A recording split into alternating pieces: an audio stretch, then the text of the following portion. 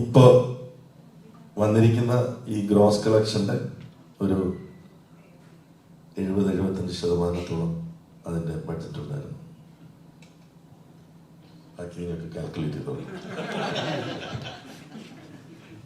ഈ ആദ്യ ഷോ കണ്ടു കഴിഞ്ഞപ്പം നമ്മളെല്ലാവരും വനിതയിലിരുന്ന് ഷോ കാണുന്നു. ആദ്യ ഷോ കണ്ടു കഴിഞ്ഞപ്പം മൊത്തത്തിൽ ഒരു ടെൻഷൻ പ്രൊഡ്യൂസറും ഡയറക്ടറും ഉണ്ടായിരുന്നു. ആദ്യ ഷോയിൽ നമുക്കറിയാം നമ്മുടെ ആളുകളാണ് കൂടുതൽ ഷോ കാണുന്നത്.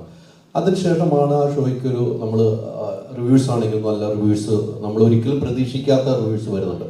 ആദ്യ ഷോ കണ്ടു കഴിഞ്ഞപ്പോൾ നിങ്ങളുടെ മനസ്സിൽ എന്താണ് തോന്നിയത്? ഡയറക്ടറും പ്രൊഡ്യൂസറും ആദ്യ ഷോ എന്ന് പറയുന്നത് ഞങ്ങൾ കാണുന്നത് അതിന്റെ ഷൂട്ട് ഫുട്ടേജ് കൂടുതലാണ്.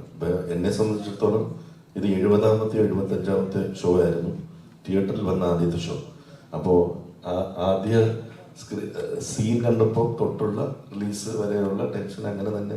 കാരണം നമ്മൾ പുതിയൊരു ജോണറാണ് ട്രൈ ചെയ്യുന്നത്. പുതിയൊരു ജോണർ, അത് ഒരു കോമഡി സിനിമയിൽ നിന്നും ഒരു ഫൺ ഫാന്റസി, എപ്പിക് ഫാന്റസി ജോണറിലേക്ക് മാറുമ്പോൾ അത്രയും വലിയൊരു ബഡ്ജറ്റിൽ, അത്രയും ഇങ്ങനെ ഒരു സാഹചര്യത്തിൽ അത് റിലീസ് ചെയ്യുമ്പോൾ ഒരു റൈറ്റ്സിന്റെ, അതായത് നമ്മൾ OTT റൈറ്റ്സ് അല്ലെങ്കിൽ സാറ്റലൈറ്റ് റൈറ്റ്സിന്റെ ചർച്ചകളിലേക്ക് പോകുമ്പോൾ സാധാരണ പ്രീ റിലീസ് നമ്മുടെ സിനിമകൾ കാണിക്കുമ്പോൾ റിലീസ് ഡേറ്റ് കൺഫേം ചെയ്യുക എന്നുള്ളത് അവരെ സംബന്ധിച്ചോളം പ്രധാനപ്പെട്ട ഒരു കാര്യമാണ്.